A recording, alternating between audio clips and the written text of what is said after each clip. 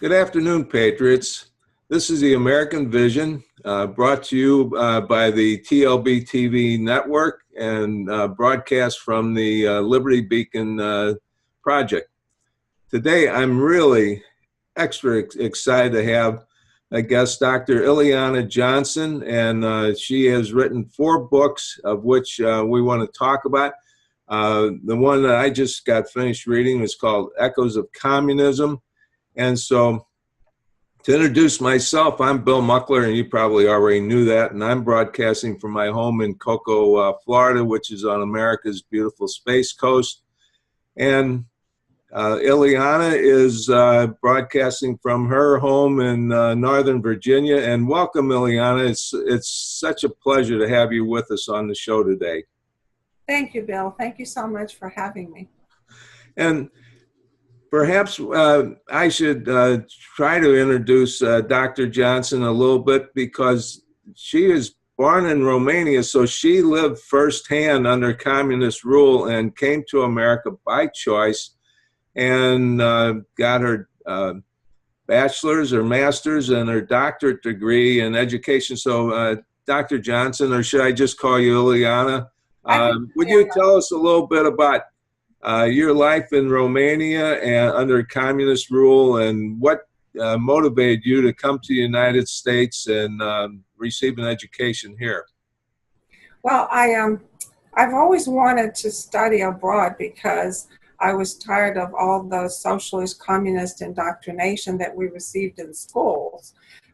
We had to study courses like scientific socialism, the history of communism, of Stalinism, anything Soviet, Bolshevik, Stalinist, you name it, we had to study it. So I wanted to study abroad, but I knew I would not have that opportunity because I came from a blue-collar family and my parents were not college educated at all. They worked very, very hard. They were not members of the Communist Party, and neither was I. I was just a member of the pioneers simply because we were forced to, by virtue of the fact that we were enrolled in the communist schools. So I knew that was not open to me. And I did go to college in Romania for a couple of years.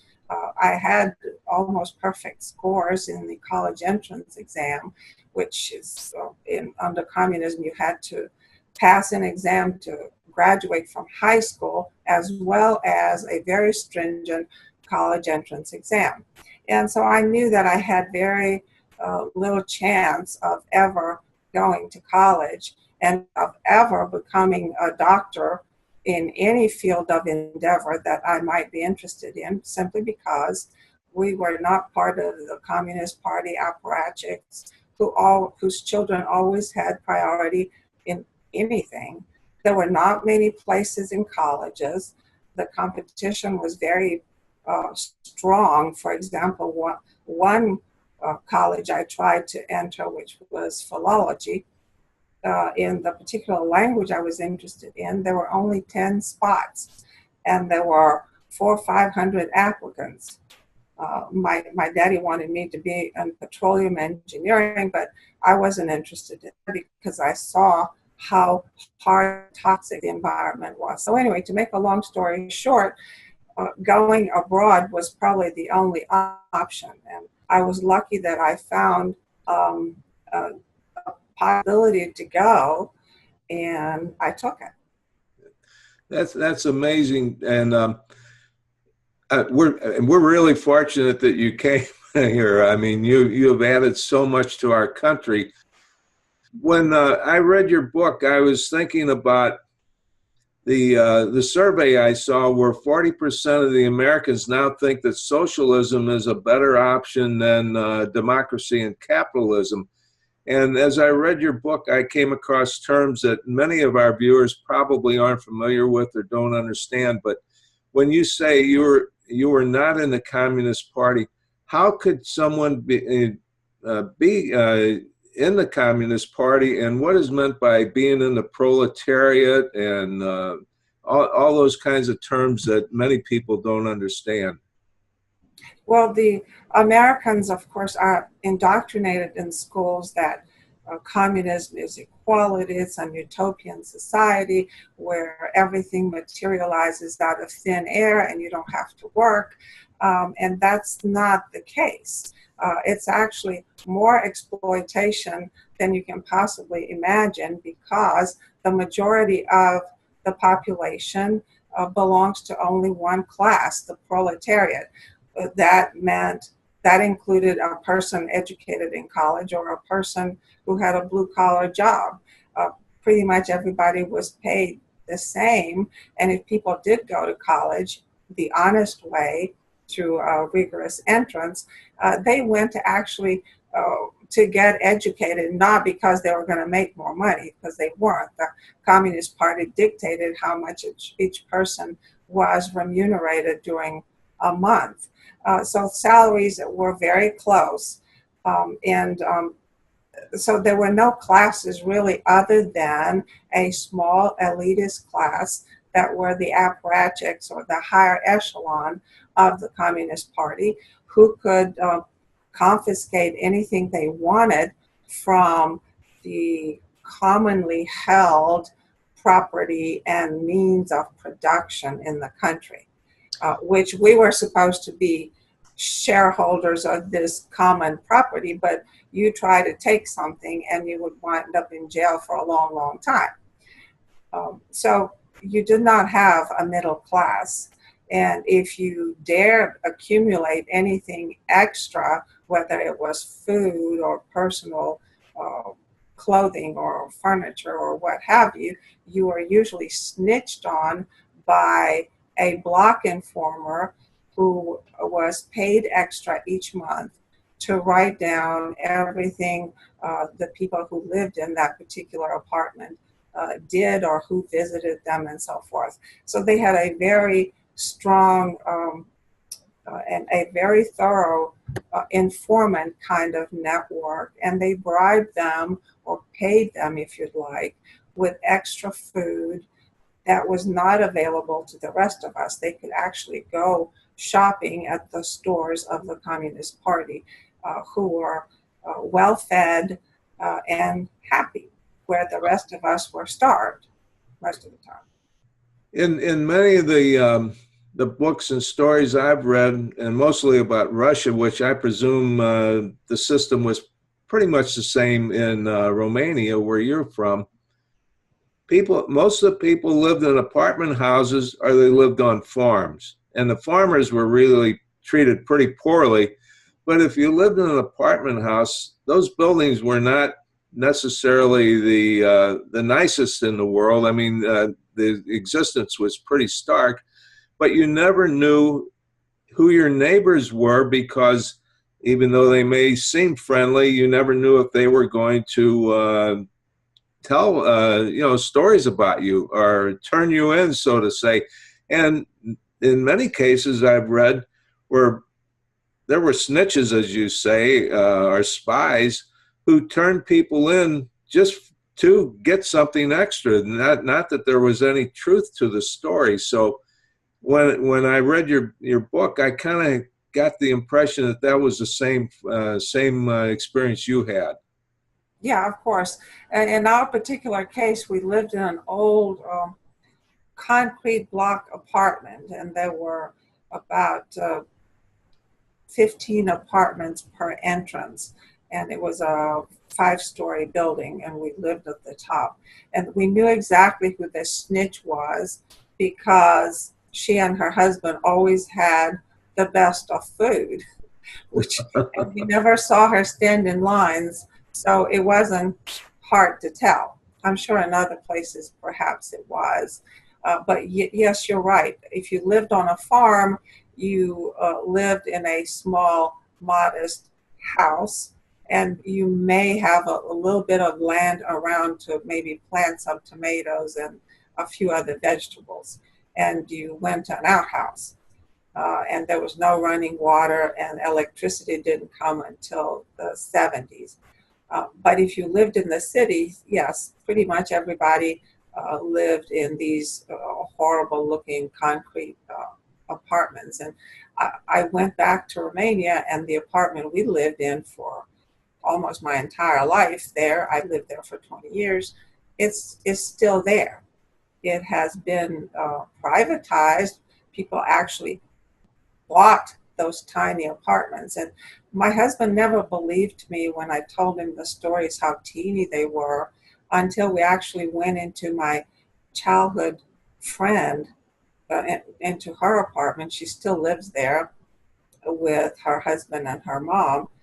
And he could hardly turn around in the hallway or in the kitchen or in the tiny living room in an apartment. My husband is about 6'2" and has broad shoulders.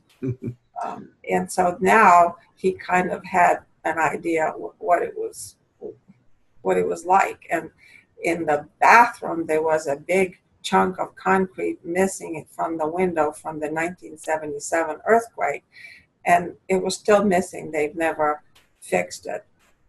The only difference I could see was there was a lock now, one of those electronic locks to get into the stairwell. The stairwell looked the same, nothing changed. The same style paint and the same smells pretty much. It was like going back in time. When in your book you wrote about, in order to get anything done, like to buy a car, for example, or to get repairs made, you had to get on the list, and it could take 10 to 14 years before anything happened. And people in America think, oh, we'll have socialism, so everybody will be paid the same, but everything will still be exactly the way it is now. And that's not the way it'll be, because I really loved your quote, and I presume that's said all over, is we pretend to work and they pretend to pay us. That's correct. So when doctors make the same amount of money as an assembly worker, and they don't have, and you talked about, for example, being vaccinated or inoculated with the same needle. Unfortunately, your first name started with A, so you always were one of the first ones before.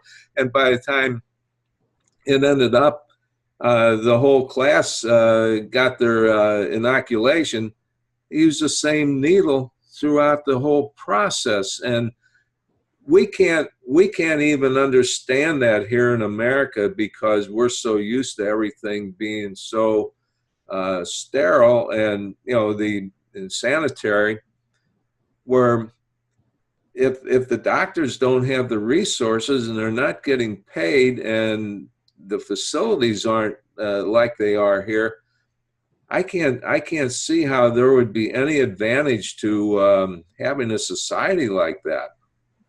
Well, we pretty much existed from day to day. The proletariat as a group did not own cars. We could not afford them. Nobody owned much of anything other than the clothes on their back and a few pieces of furniture.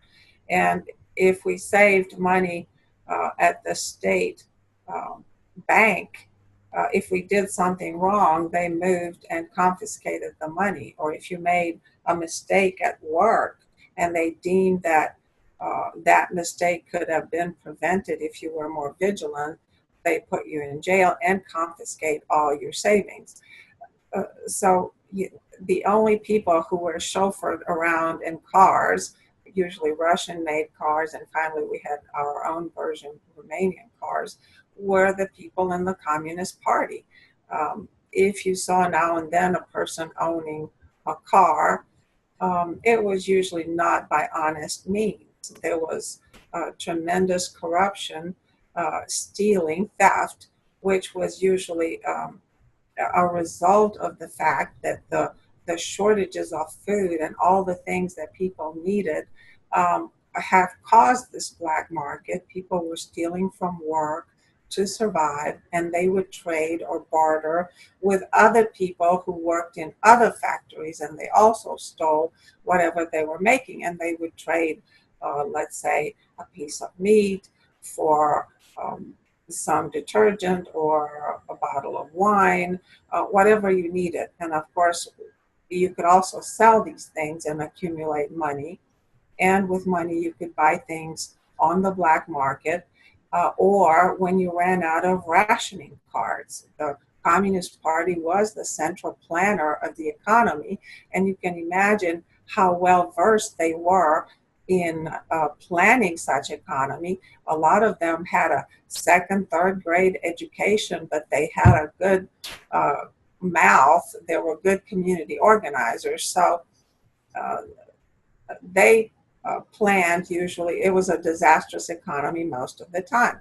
And then here you have the communist dictator Ceausescu, who also was a cobbler by trade, and he was the one who would ultimately approve the 5-year uh, plan for the whole entire country. So we had shortages all the time and rationing cards for food. He actually took our good food and sold it to the West. And then with a hard currency, he bought industrial stuff in order to develop the heavy industry because he wanted to accelerate our economic growth. But how? At the expense of the living conditions of the population. So our brand of communism in Romania was actually one of the most painful of all the Eastern Bloc countries. But in communism, and this is what I don't think people understand in America, is that when everybody's paid the same, then eventually there comes a time when people don't have a motivation to do more. And one of the things that I've noticed in my life, and I've had some great opportunities, that by working and accomplishing things, we feel the joy of accomplishment. And you feel so good about what you've done and where you've gotten to and how you've taken advantage of your opportunities. If there is no opportunity to advance and everyone is paid the same, then there's no motivation to be productive. I don't think there would be anyway. And from your book, I got that impression. So then production is going to diminish. It's not going to increase because there's no motivation, there's no incentive to increase production. So then eventually it just gets back down to the lowest denominator. And I can recall reading, I guess it was more like a joke, where someone was trying to explain socialism to students in school. So they said, okay, all you people that got A's, you're going to end up getting C's, and all the people that got F's we're going to raise you up to C, so everybody's get the same thing. And so the people that got the F's thought, well, this is really wonderful. I love this. I don't ever have to study again. I can still get a C. And then the people that got an A thought, well, wait a minute. I did all this hard work, and my reward is I got my accomplishment taken away from me and given to somebody else. So I would think that eventually creeps into the culture and the work ethic of the country. Of course, yes, it does. And I remember my daddy telling us that on any given day, he led a team of 10 or so workers. Um, he had to go find them because they would hide and go to sleep somewhere. Um, he was working at the time in a refinery. And of course, because my dad was such an honest man and he would actually make them do stuff, he wasn't very liked by the leadership, nor exactly the people who worked for him, because he did not allow them to be slackers. And he was beaten numerous times, and the last time that he was beaten so severely, he was actually thrown from a refinery kind of construction into a pit of metal shavings. And you can imagine he was cut terribly, and they busted his skull, and that eventually led to his death. But the point is that if you were honest and had a good work ethic, you actually ran against the culture of the people who had become accustomed to not working, and with the leadership who themselves were stealing from the factory. When I was very young, I used to, and this was during the World War II years, I spent some time with my grandparents in Southern Illinois, and my grandparents were retired, and they had a house with they had just gotten electricity in, but no indoor plumbing. So we had an outhouse, and my grandmother cooked on a potbelly stove, you know, where we had to bring the wood in, and I had to go out and pump water from the well. But I found that I learned how to do a lot of things, and my grandfather was really very adept and very accomplished at doing a lot of things that were not, a lot of people didn't know how to do. When you were young, you spent some time with your grandparents, and I believe it was your grandfather you talked about, if I remember correctly, that he could do just about anything and make anything out of anything and repair anything using the just basic materials that he could cobble up. So the people in Romania are just like people in any other country. A lot of skill and a lot of talent, a lot of intelligence, but it goes to waste because the Communist Party ends up, if I'm correct on this, and you can correct me if I'm wrong, ends up wanting everyone to just be equal, which ends up being mediocre. I totally agree. Yes, people did. They are talented. They are smart. They developed skills of survival, and unfortunately, all those skills were applied strictly for survival. And they've been told so many times that they're not unique individuals. They're not smart. That they have to be collectivists for the common good. That nobody. Wanted to be exceptional. There was no incentive whatsoever. My grandfather, for example, was an exceptional man. Uh, he had to learn a lot of things to survive, and fortunately for the village where he lived, he helped everybody who would come to him with a project or a problem. So he was a very enterprising man. As you said, he could make anything from dirt and spit if he put his mind to it. Mm-hmm. And my grandmother was the village seamstress. Um, People had talents, but they had to apply them to survival. Now that supposedly communism went away, I personally don't think so. It has just regrouped into a different type of communism. They are freer to do things, but they're too old, or they have been told for far too long that they are not really worth creating anything, so they remained in that collectivist mentality. The younger people have gone out into the world, are able to travel all over the EU and work wherever they want, so they're a lot more creative. However, believe it or not, they're communists. Every one of them I've met. So let's change the subject a little bit. And you mentioned education. When you came to America, you worked for your education. Nobody gave it to you. You studied hard. You were a good student. I know you're a very intelligent person. I can just tell by the way you write. You're very accomplished. But when you received a doctorate degree in education, and you taught in schools, you found that same thing that I'm seeing is that it's more indoctrination than education. And that's what happened to you in Romania under the communist rule.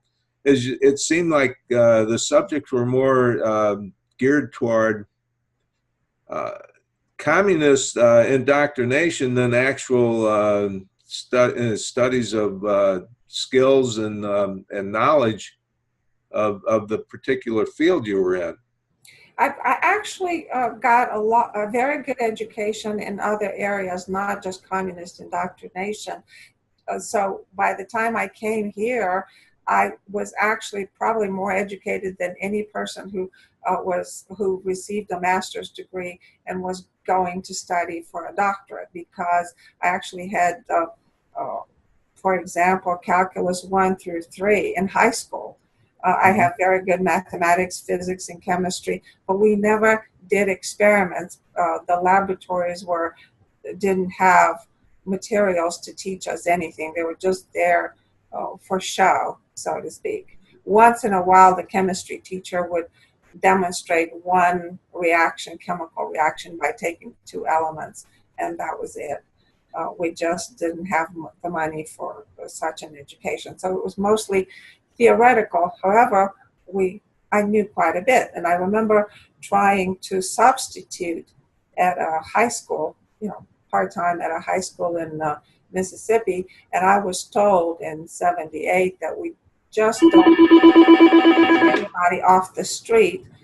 We have to have teachers with a teaching certificate, which I didn't know what that meant at the time. And as I studied the vaunted College of Education indoctrination mill, I realized that really that teaching certificate was not really worth the paper that it was printed on, because the teachers in the College of Education were usually the poorest, weakest students who could not pass basic physics, chemistry, math classes.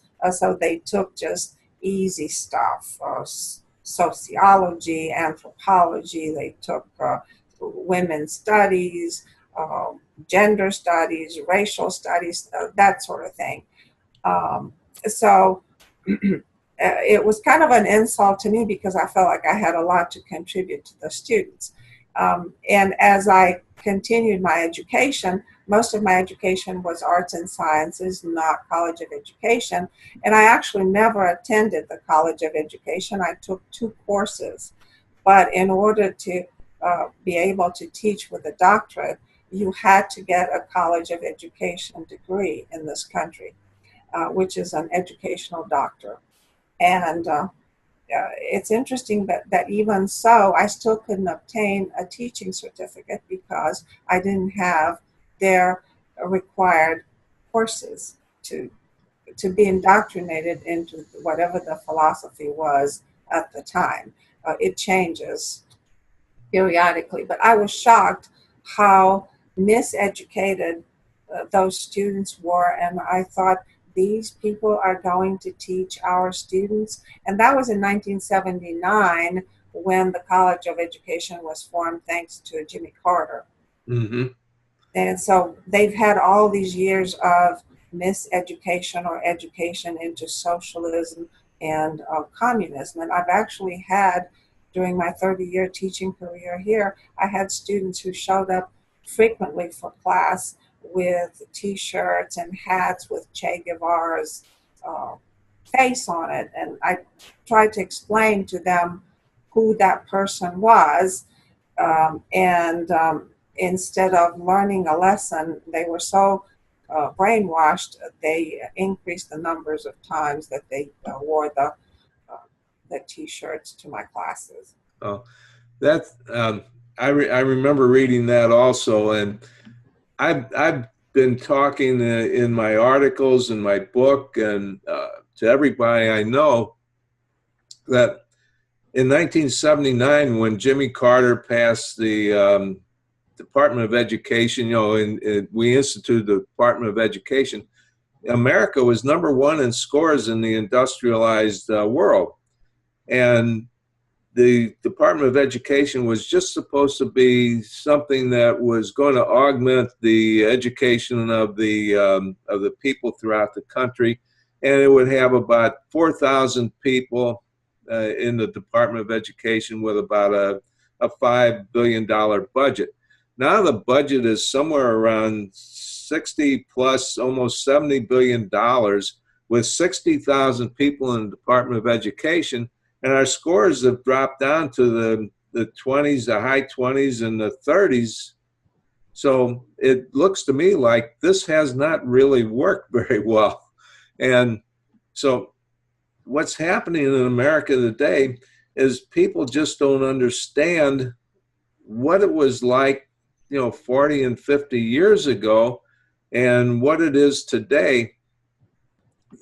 So they can buy into some of these theories like environmentalism, which is something I'd like to talk to you about. In your book, Agenda 21 is a book, I believe, and if that's not the correct title, correct me on that.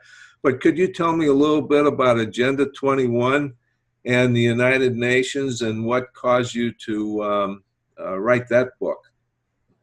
Well, I have a very good friend who's been working on this Agenda 21 issue in view of property rights in America.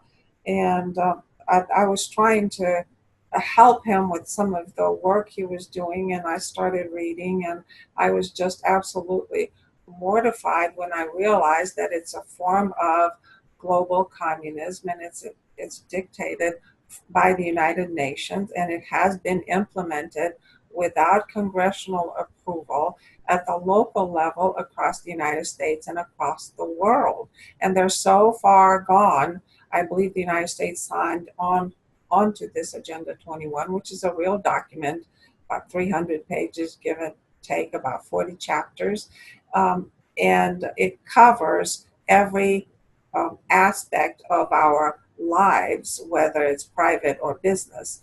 And it was signed in 1992 in Rio, but that was not the first time that such an idea was passed. That it has been passed probably, or not passed or proposed, about 100 years ago. And bit by bit, they chipped away at societies, and now it is in every country. Initially, it was 178 signatories, including the United States, and President George Bush Sr. was the signatory at the time for the United States. And it is a global communism project, or one world government, if you'd like. It is so widespread, I think only God could ever roll it back. And probably more than half of the country have no idea what it is. And they even have a constitution which is aimed at eventually replacing our own constitution. And of course, it's called a draft covenant. It's all in my book. And again, people don't have the time, don't take the time, or don't have the knowledge that it exists. And it is absolutely frightening. And I wrote in my book about some of its contents, and people are seeing now the results through the confiscation of lands by the EPA, which is being run by the BLM, the Bureau of Land Management, and also in their own property rights when they all of a sudden find themselves unable to build something on their property, or drain something on their property, or plant something on their property, or even perhaps collect snow melt from their property, or rainwater. There's so many insidious facets. It would take hours to talk about it. Yeah, I know, and I've read so many stories myself, and I don't think people read anymore. I shouldn't say, that's too general, I think. Many of the Americans get their news from just TV, and they just see, you know, a soundbite, and they think that's the news. And many of our young people, they get their news from Comedy Central, or Colbert, or Stephen Colbert, or Bill Maher, or somebody like that. And so they don't read. And if they don't read, they can't really get the whole story. So they just get pretty much the slanted headline or soundbite. I've read where a farmer lost his farm because he plowed over some standing water that was in his field. And, you know, standing water happens in fields. I mean, that's just the way it is. And they claimed, the EPA claimed, that he was damaging the some kind of water act or something like that, and all these violations. And so they fined him so much money that he couldn't pay it, because farmers typically don't have a lot of cash. They are rich in land and their equipment, but they're not rich in cash. so he had to lose his farm. And I'm just wondering if some of that isn't due to the EPA, which has written thousands and thousands of regulations. And these are people who are writing regulations that are probably similar to the ones you talked about in Romania, that have the equivalent of about a third grade education, that probably have never cleaned a commode in their life, but they're telling us how to keep the environment clean. And so I'm really questioning that. The Agenda 21 is, to me, is frightening, and I have to read this book because that's what I'm doing. I'm just constantly researching everything, trying to learn as much as I can.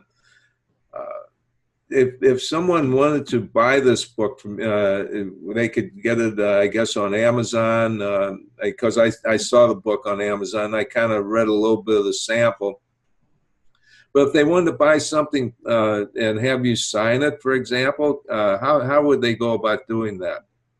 Well, if they're interested to buy it from me, I have them. They're $15, and they can email me at Ileana1915 at gmail.com, and Ileana is spelled ILEANA 1959 at gmail.com, and we'll take it from there, and I will be glad to sign them. Okay. And one thing we have.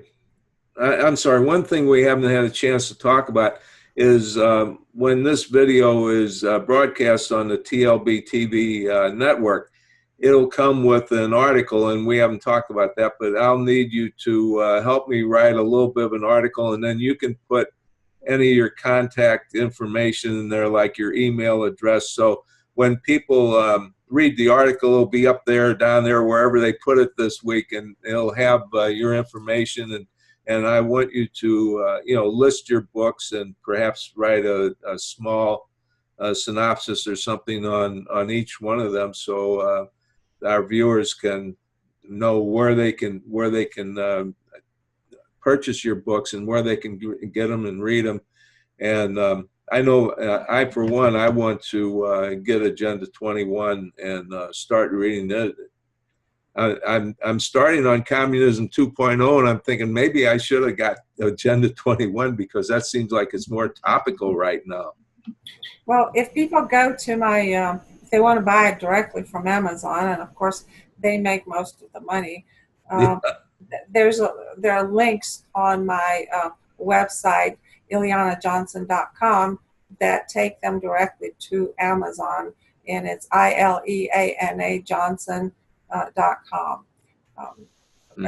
Speaking of Agenda 21, if I may add on my most recent visit to Romania, I was in this, very dilapidated Ceausescu, the dictator Ceausescu era apartment, and right inside they had a huge bank of smart meters, and people don't realize that smart meters have been sold as some convenience for them, but it's actually part of Agenda 21, and it's a sort of an intrusion. It spies on you, not just your usage of electricity, and it dials it back when you're over consuming, or on the hottest day of the year or the coldest day of the year, when they don't really want to store excess electricity because it's expensive for the physical plant.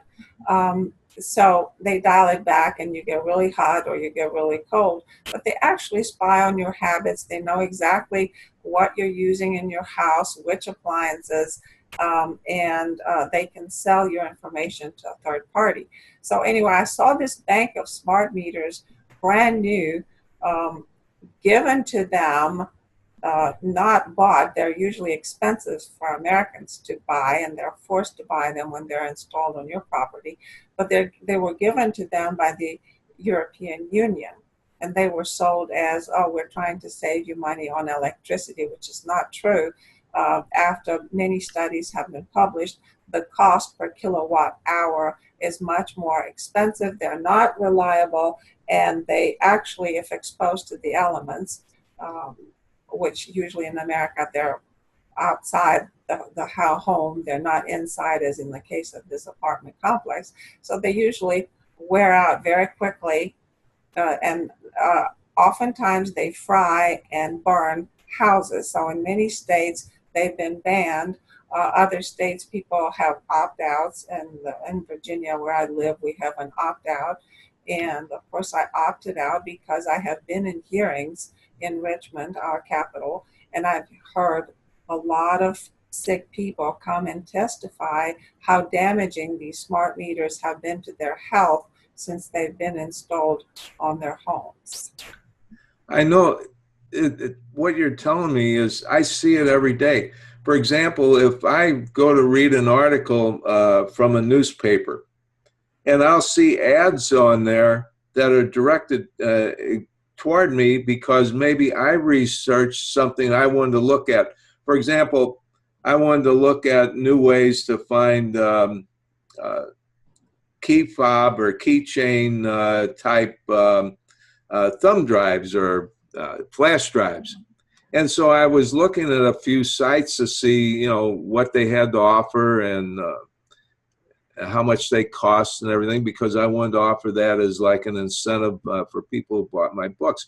Now I'm just inundated by ads from people who sell those things, and so Google knows everything that we're doing. They absolutely know everything we're doing. In fact, I think they know every keystroke that I make on my computer when I write. And what happened in Romania is happening here is that we're putting these devices out to control the people rather than say, here's what we need to do to help you control your own environment. It seems to me, and isn't that all part of what the socialist / communist agenda is to control the people, not to have the people control themselves and their own environment? Oh, of course, absolutely. The Agenda 21 is aimed with all its facets to control behavior of the people and of companies, whether it's large companies or small companies. It's controlling behavior. And, they're not really meant, when I was growing up, they're not really meant to make your life easier as they claim. When I was growing up, they really had to work hard to spy on us, and they had to employ a huge army of snitches, as I said earlier, or spies. But today, we're actually offering it to them through all the electronic devices that we have in our homes, because there's smart meters attached to water that monitor your water consumption, and they can be shut off remotely from the mothership. There's smart meters on your natural gas. There are smart appliances that turn themselves on and off. And of course, not to mention the smart television and the computers, your iPhones, they turn themselves on and off, and so forth. So we're really offering everything about ourselves on a golden platter. I don't even have to write about it in a book, because they hear every conversation I have with my husband in my home without microphones, as long as we have smartphones, even though they're turned off. Our laptops or smart TVs. When I was very young, I read a book, and I don't know why I read it, but it had just come out, and it was called 1984. And I thought, well, I'm interested in what this author has to say about the future. Well, little did I know that George Orwell was really a little bit different type of author. But in his book, 1984, he talks about how the television set in everybody's home was actually a recording device, and so the government, the political elite or the political establishment, they could see and hear everything that you were doing in your home. And George Orwell, back in 1948, I believe, is when he wrote the book 1984, was really a prophet. Yeah, he was definitely a visionary ahead of his time. That's true. I just found this morning, and I'm going to share it with with you. There was a book published in 1921. This guy was even more visionary than George Orwell. Yevgeny Zamyatin, Zamyatin, who wrote a dystopian novel. This was 1921, so way before the um, George Orwell, and was published in 1924. I don't know if it's available for purchase, but it's titled We. And this dystopian society is very much what we're seeing today happening around the world with this one world government control with these elitists, international elitists. So it's the description can be found in Wikipedia. I'm not sure. I haven't had time to see if it's available for purchase. You know, I believe that I saw that available on the internet a few years back, and I think I actually started reading a little bit of it, and I think our viewers can find a lot of places where they can find things to read if they really want to read. And I always tell everybody, every time I do this show, please read, get books and read, find the real story, you know, be able to think a little bit. Don't just watch TV and the Twitter and those types of social media devices to get your news and to learn, because we're not learning anything about what's happening. If 40% of the people think socialism is a superior way of life than democracy and capitalism, maybe someplace it's going to be, but it hasn't worked out very good in the Soviet Union. And the Soviet Union was composed of, I believe, 16 different countries, and I don't think it worked very well in any one of those. Hasn't worked well in Cuba, hasn't worked well in Venezuela. So why would we want to do this? That's a very good point. Interestingly, the older people in Romania and perhaps in other former communist countries, they have changed after so many years of dictatorship. They have changed the mind and soul, and they have created such a dependency on the government that the older people today who find themselves in this new semi-free market economy, they want to go back to communism. And the excuse is, well, we didn't get much, but at least we didn't have to think for ourselves and we didn't have to work very hard. So that is the mentality. I just wrote an article about the communism, and that was the result of finishing the book of Eugene Lyons. It was a 1,000-pages book. This guy was a hardcore communist in 1927 and went to Russia, to the Soviet Union at the time, as a correspondent, and he just worshipped communism. And after 6 years of actually experiencing it and living under it, he became a very strong critic of communism. So my latest article, which appeared at Canada Free Press, talks about that, and it's also at Freedom Outpost, and I think it went viral because it really spells all the things that are wrong with communism, that are going to be wrong with communism in this country if the population eventually, that those 40% get their wish. Yeah, it's inevitable that'll happen.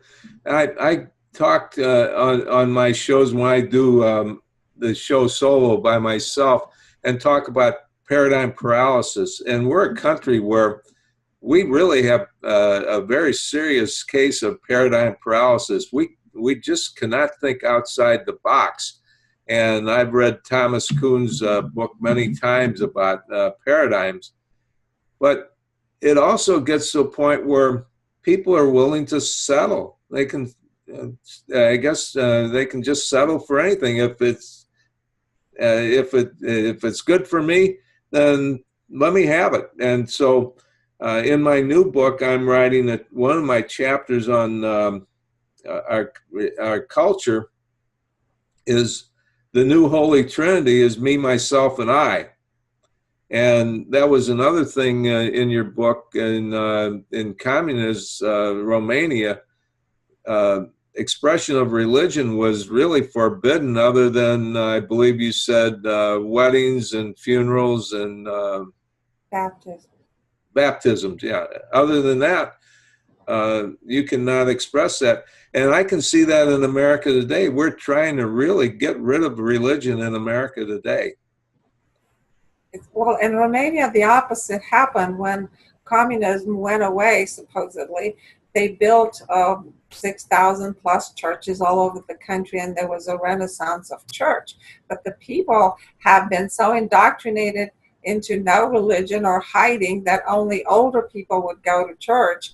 And so the newer generation actually resented the fact that so many churches were being built instead of using the fund to build schools. Well, the schools have degenerated. They're not the schools that I went to during communism. Yes, they took away communism. Yes, they introduced religion, but they took away things like history, so that people would have no connection to history, the young people, who they are. It was neglected because they want them to have this global citizenship. They don't want to connect to their Romanian history, just like in this country. They don't want us to connect to the American industry, history. They want to destroy it. So I found in Romania a different museums. They were really dusty and dark, and if they had exhibits outside, like I found some Etruscan sarcophagi outside this one museum, and people were using it for trash. The a 6,000-year-old statue, the thinker, was all in the dark place, totally unguarded.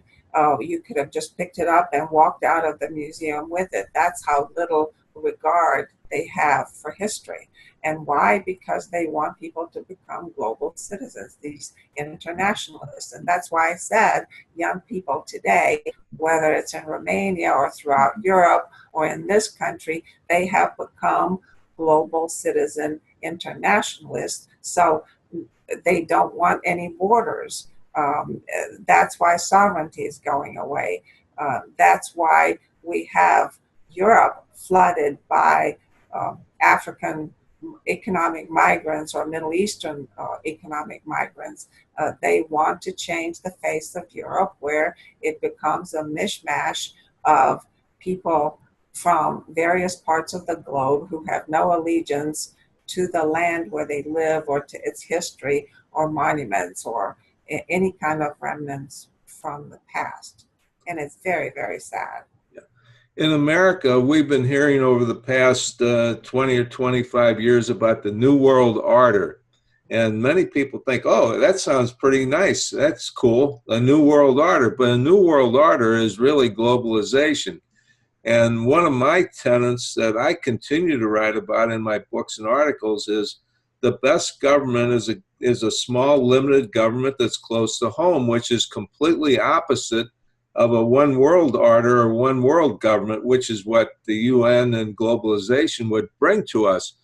I cannot see how someone in The Hague, for example, can rule over what's happening down here in Cocoa, Florida. That just makes no sense to me at all. Now, some people think this is really a great thing, but I just don't see how it's going to work. And I think that's pretty much what your message is also, is this is a dangerous path, and we don't want to go down that path. I think we're getting to a point where we're starting to run out of time, and I would like to wrap it up. So if you got a last message you'd like to leave with our viewers? Well, it's unfortunately, we are going to have communism, this global communism at some point. The reason being is Americans, and particularly young Americans, they have never had to do without things. They've always had whatever they wanted. They had plenty of food. Nobody had to stand in line. Nobody went hungry.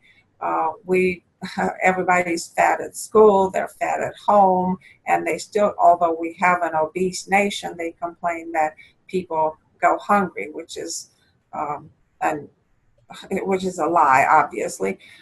And people consider themselves poor and exploited, such as the athletes who are multi-million-dollar earners, and the people in Hollywood tell everybody else that they're exploited. White people are racist against them, which now everything has become racist, including religion, apparently, is a form of racism. Being white or Caucasian is racist. The society is changing. It has kind of turned upside down. Reality has become falsehood, and falsehood has become reality. And unfortunately, people are so brainwashed. Like I said, they've never had to do without things or freedoms. They take everything for granted.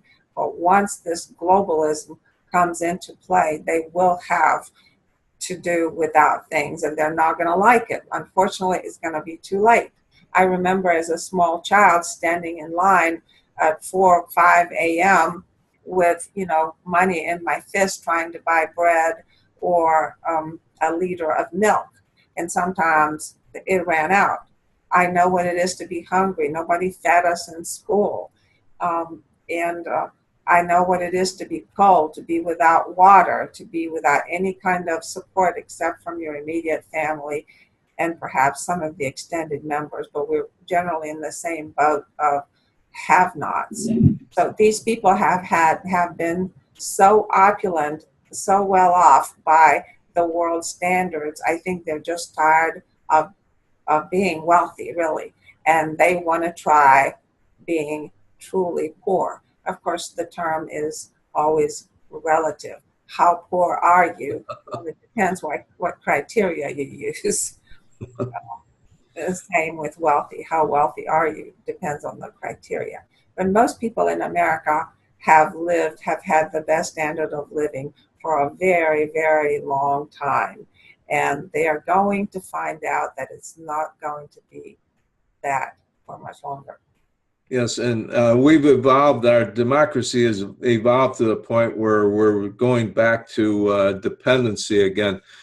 Ileana, you have enriched my life so much with your book, and I'm looking forward to reading the rest of the books, and I hope that our viewers have been enriched by our conversation and your words of wisdom, and I hope that they'll go ahead and start buying your books and start reading them, because we want people to read books.